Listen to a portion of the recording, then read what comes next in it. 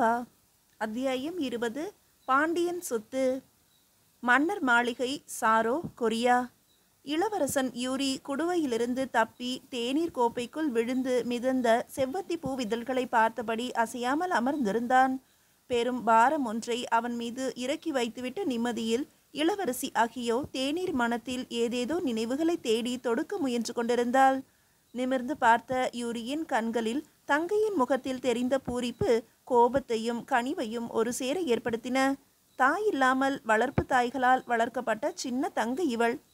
வடக்கே கோகுரியோ சாம்ராஜ்யத்தின் சிறு மண்டலங்கள் ஏதாவது ஒன்றின் கிழட்டு அரசனுக்கு அணுக்கியாகவோ அல்லது மேற்கே மாகாண் அரச குடும்பத்து வாரிசுகளில் எவருக்காவது மனைவி எவருள் ஒருத்தியாகவோ போக வேண்டிய தலையெழுத்து கொண்டவள். இப்படி யாருமற்ற ஒருவனை விரும்புவதாக வந்து நிற்கிறாள். எந்த துணிவில் இதை வந்து தன்னிடம் சொல்கிறாள்? எப்படியாவது இருவரையும் சேர்த்து வைப்பேன் என்கிற நம்பிக்கைதானே. அதுதானே கொஞ்சம் கூட பதற்றமற்ற கனவு நிலையை தந்திருக்கிறது அவளுக்கு. எண்ணிக்கொண்டே எதிரே பார்த்தான். இன்னும் கனவு உலகில்தான் மிதந்து கொண்டிருந்தாள் தங்கை. இதெல்லாம் நடைமுறையில் சாத்தியப்படுமா என்ற சந்தேகம் சிறிதும் இருப்பதாக அவளுக்கு தெரியவில்லை. அந்த அளவுக்கு இந்த அண்ணன் மீது நம்பிக்கை. அந்த நம்பிக்கையை எப்படி கலைப்பது? கலைக்கவும் வேண்டுமா? தங்கை அகியோ தந்த பேரிடி செய்தியில் யூரிக்கு சாதகமாக இருப்பது ஒன்று மட்டும்தான். அந்த பெயர் சியோக் தல்ஹே. சாரோ தேசத்தின் சரித்திரத்தில் தவிர்க்க முடியாத பெயராகிவிடுமோ என்று திடீரென்று அவன் மனதில் முளைத்த கேள்வியை தள்ளி வைத்துவிட்டு அமைச்சர் ஹோகோங்குக்கு ஆள் அனுப்பினான் யூரி. குயாவின் இரும்பு ரகசியத்தை கவர்ந்து வர சொல்லி கேட்கலாம் என்று ஹோகோங் முன்மொழிந்த அந்த ஒருவன்தானே இந்த சியோக் தல்ஹே. அப்படி ஒரு வேலைக்கு தேர்ந்தெடுத்த ஒருவனை தன் மருமகனாக்கி கொள்ள தந்தை சம்மதிப்பாரா? அது அவ்வளவு எளிதல்ல. அதனால் இப்போதைக்கு அகியோவின் விருப்பம் பற்றியெல்லாம் தந்தையிடம் ஏதும் பேசாமல் இருப்பதுதான் நல்லது. முதலில் தல்ஹேவை எப்படியாவது சாரோவுக்குள் கொண்டு வந்துவிட வேண்டும். அவன் இரும்பு ரகசியத்தோடு உள்ளே வந்தான் என்றால் கூடுதல் நன்மை. தந்தையின் மனதில் தல்ஹே இடம் பிடித்து விட்டால் அதன் பிறகு எல்லாம் எளிது. ஆனால் இது எதுவும் அவன் மட்டும் செய்யக்கூடிய காரியம் அல்லவே. ஹோகோங் வரட்டும். அன்று அவர் தல்ஹேவை தேர்ந்தெடுக்க காரணங்கள் என்று சொன்னவற்றை தாண்டி சொல்லாமல் விட்ட வேறேதோ காரணமும் இருப்பதாக யூரியின் மனதுக்கு தோன்றிக்கொண்டே இருந்தது. அதை கேட்க வேண்டிய தேவை தற்போது வந்துவிட்டது. அதற்குத்தான் அமைச்சர் ஹோகோங்குக்கு அழைப்பு. எங்கிருந்தோ வந்த ஹோகோங் எப்படி சாரோவின் அரசியலில் இன்றியமையாத இடம் பிடித்தார் என்று எண்ணி பார்த்தான் யூரி. அவரின் நுண்ணறிவும் திட்ட மேலாண்மையும் எத்தனை சிக்கல்களிலிருந்து சாரோவை காப்பாற்றி இருக்கிறது என்று மனக்கண்ணில் ஓடியது. அவரின் ஆதரவும் வழி நடத்தலும் இருந்தால் இந்த விஷயத்தில் வெற்றி நிச்சயம். அதுவரை தந்தை அறியாமல் பார்த்து கொள்ள வேண்டும். தந்தைக்கு தெரியாமல் ஒரு விஷயத்தை தானே செய்வது இதுவே முதன்முறை என்ற எண்ணம் திடீரென்று வந்து போனது யூரிக்கு. அது ஒருவித அச்சத்தையும் அந்த அச்சத்தை மீறிய பரபரப்பையும் அளித்தது. ஆனது ஆகட்டும், அன்பு தங்கைக்காக ஏதும் செய்யலாம், தவறில்லை என்று தன்னை தானே ஆசுவாசப்படுத்தி கொண்டு அமைச்சருக்காக காத்திருந்தான் அந்த இளம் சகோதரன். கொற்கை பெருந்துறை, பாண்டிய நாடு. குறிக்கம்பத்தில் தனித்தனியே ஒன்றன் பின் ஒன்றாய் தொங்கலாடி கொண்டிருந்த கிளிகள் அத்தனையும் ஒன்றாக சேர்ந்து ஊஞ்சலாடி கொண்டிருப்பதை இன்னும் நம்ப முடியாமல் பார்த்து கொண்டிருந்தது கூடியிருந்த மக்கள் கூட்டம்.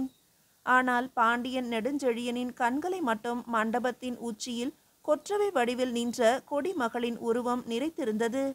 எதிரிகளை நேருக்கு நேர் எதிர்கொள்வது மட்டுமா துணிவு? உலகே ஏற்றுக்கொண்டாலும் தன்னால் ஏற்றுக்கொள்ள முடியாதவற்றை எதிர்த்து நிற்பதும் நெஞ்சுரத்தின் உச்சம்தானே. ஒற்றை அம்பில் உன்னை நான் அடி பணியவில்லை என்று பெருநிலமாளும் வேந்தனிடம் சொல்லி காட்டிவிட்ட அந்த சிறு பெண்ணின் செயலில் இருப்பது துணிவா, அன்றி வெறும் அசட்டுத்தனமா? கூட்டத்தில் பெரும் கூச்சல்கள் எழுந்தன. சுதாரித்த வீரர் கூட்டத்திலிருந்து பல 100 அம்புகள் மண்டபத்தின் உச்சி நோக்கி திரும்பிய கணம் செழியனின் வலது கை உயர்ந்தது. மன்னனின் கை அசைவையும் சிம்ம கர்ஜனையையும் தொடர்ந்து ஊர் அடங்கியது. விற்களும் வேல்களும் மடங்கி பணிந்தன. தூரத்தில் நின்ற உருவை சுட்டியபடி, இந்த கணம் முதல் அந்த பெண் இந்த பாண்டிய மன்னன் நெடுஞ்செழியனின் சொத்து, எனது தனி சொத்து. எந்த வகையிலும் அவளுக்கு ஊறு விளைவிப்பவனுக்கு. மன்னன் முடிக்காமல் நிறுத்திய சொற்றொடர் கூடியிருந்தோர் நெஞ்சங்களில் எல்லாம் குளிர் பரப்பியது. என்ன சொல்லிவிட்டார் மன்னர்? பாண்டிய மன்னனின் தனி சொத்தா? அப்படியென்றால் அவருக்கு காம கிழத்தியா? அந்த புறத்து மகளிர் கூட்டத்தில் ஒருத்தியா? இதுவா செம்பா எதிர்பார்த்த வாய்ப்பு? இது சரியா தவறா? எழுநி உள்ளம் குழம்பினாள். கூட்டத்துள்ளும் பேச்சு பெருகத் தொடங்கியது. இப்படி ஒன்று நடக்கக்கூடுமோ? என்ன துணிவு பார்த்தாயே அவளுக்கு! துணிவு என்ன துணிவு? தினவெடுத்து சிறுக்கி! மன்னரின் தனிச்சொத்தாமே! இந்த திமிர் அடங்க வேண்டாமா பின்னே? இனி என்ன ஆகும் இந்த பெண்ணுக்கு? என்ன ஆகும்? அந்த புறத்தில் ஆனந்த வாழ்க்கைதான். அடங்காத பெண்ணாகத்தான் தெரிகிறாள். எனக்கு தெரிந்து எதிரி நாட்டை பொருதி அடிமைகளாக சிறைபிடித்து வருவார்களே, அதுபோல இவளும் கொண்டி மகளாகத்தான் போவாள். ஆமாம் ஆமாம், ஆனால் மன்னரே ஒரு பெண்ணை பகிரங்கமாக கொண்டி மகளாக அழைத்து செல்வது இதுநாள் வரை கேள்விப்படாத ஒன்றாக அல்லவா இருக்கிறது. நம் மன்னர் செய்வது எல்லாமே புதுமைதானே. எவ்வளவு கோபம் இருந்தால் இப்படி ஒரு ஆணையை பிறப்பித்திருப்பார் மன்னர். ஆனாலும் பாவம் அந்த பெண் எத்தகைய தண்டனையை அனுபவிக்க காத்திருக்கிறாளோ. என்ன இப்படி சொல்லிவிட்டாய்? தனது அம்புக்கு எதிராக அம்பு எய்த கரங்களை கொய்யாமல் விட்டாரே என்ற ஆத்திரமாக இருக்கிறது எனக்கு. இன்னும் உனக்கு புரியவில்லையா? இனி அந்த கரங்கள் ஒருபோதும் வில்லேந்த போவதில்லை. அந்த புறத்து மலர்களை கொய்ய மட்டுமே பயன்பட போகின்றன. சரியான தண்டனைதான். நாடாளும் மன்னரை எதிர்த்தால் இந்த கதிதானே கிடைக்கும். மக்கள் தங்கள் பேச்சினூடே அதிர்ச்சியிலிருந்து இன்னும் மீள முடியாதவர்களாக ஒற்றை நொடியில் நடந்துவிட்ட அந்த பெரும் பிழையை எப்படி சரி செய்வது என்று புரியாதவர்களாக சங்கனும் திரை நாடனும் வேரோடி போய் நின்றிருந்தனர். என்ன இந்த பெண் இப்படி செய்துவிட்டால்? மெல்ல தன்னிலை உணர்ந்த சங்கன் கூட்டத்தை விலக்கியபடி வேகமாக ஓட முனைந்தான். திரைநாடன் அவனை பிடித்து நிறுத்தினார். பொறு, இப்போது நாம் செய்வதற்கு ஒன்றுமில்லை என்ற அவரின் அவசர எச்சரிக்கை அவனை சுட்டது. இனியும் தாமதிக்க என்ன இருக்கிறது? விலங்கு பூட்டி அழைத்து சென்ற பின் அவள் முகம் காண்பதும் முடியுமா? என்ன நினைத்து இப்படி ஒரு வினையை இழுத்து கொண்டாள் இந்த பெண்? ஊரே அவளை பற்றித்தான் பேசிக் கொண்டிருந்தது. அவளை நோக்கி சொல் அம்புகள் பாய்ந்தன. மண்டபத்தின் உச்சியிலிருந்து இறங்கிய செம்பவளம் எதையும் சட்டை செய்யாதவளாக, யாருக்கும் காத்திராதவளாக வேகமாக திடலை நாடி சென்றாள். அவள் நடக்கும் திசையில் பாதை உருவானது. வியந்த பார்வைகள் வெளிச்சமிட்ட அப்பாதையில் கம்பீர தோரணையில் நடந்தால் செழியனை நோக்கி. செழியனின் முன்னே சென்று நிமிர்ந்து நின்றாள். தூய வெறுப்பின் செம்மை பூசிய அவளது பார்வையை கண்ட செழியனின் முறுவல் விரிந்தது. பின் அது பெரும் நகைப்பாக மாறி திடலையே உலுக்கியது. சிறையெடுக்கும் முனைப்போடு அவளை சூழ்ந்த வீரர்களை ஒற்றை விரலால் தடுத்தான் செழியன். சிறு கீறல் கூட விழக்கூடாது, பூ போல கொண்டு போக வேண்டும், தெரிகிறதா?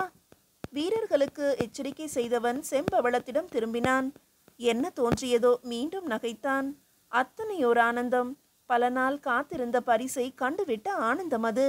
பார்க்க பார்க்க செம்பவளத்துக்கு பற்றி கொண்டு வந்தது.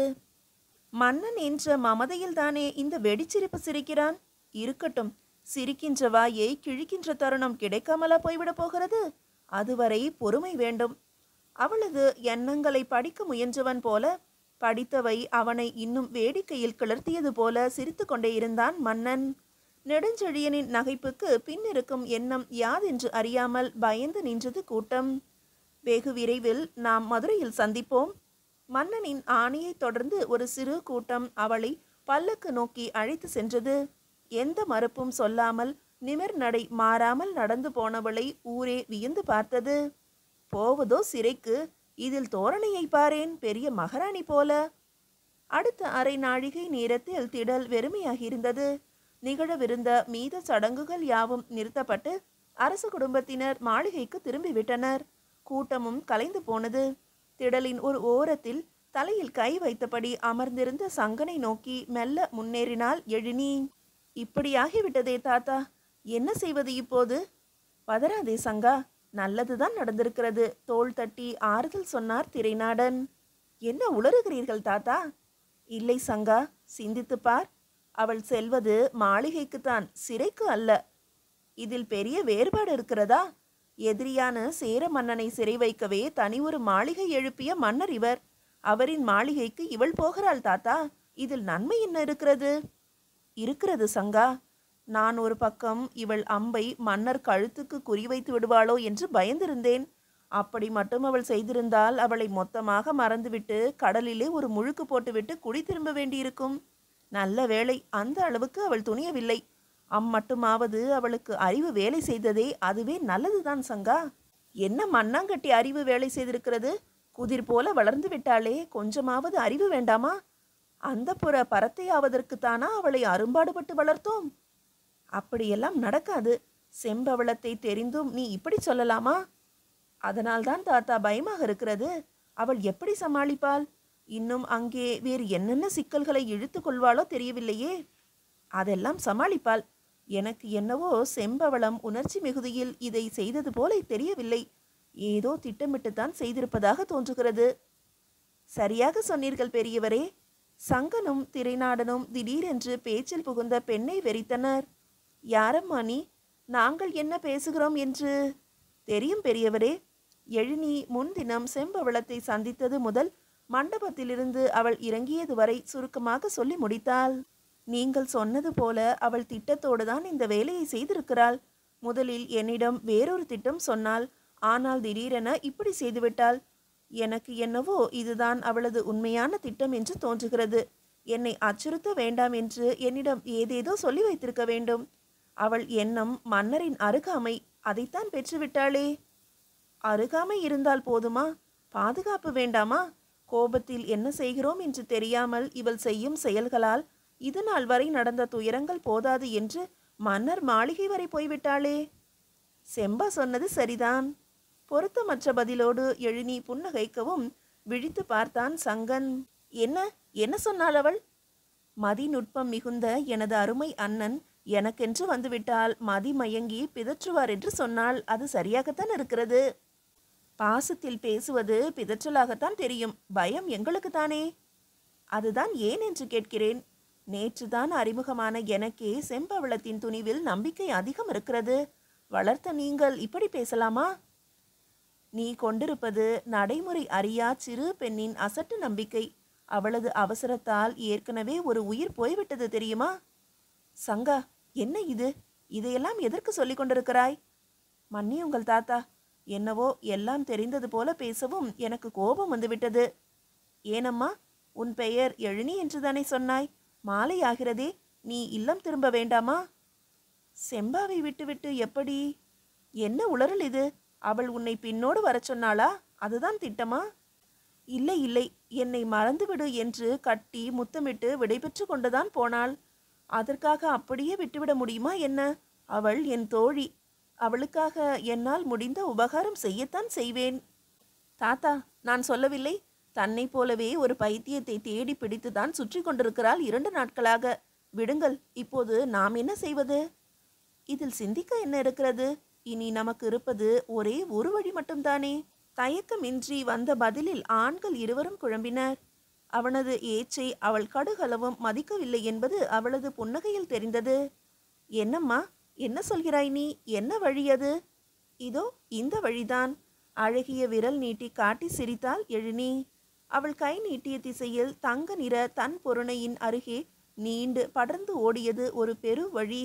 அதுதான் மதுரைக்கு செல்லும் வழி. மீதியை அடுத்த அத்தியாயத்தில் காணலாம்.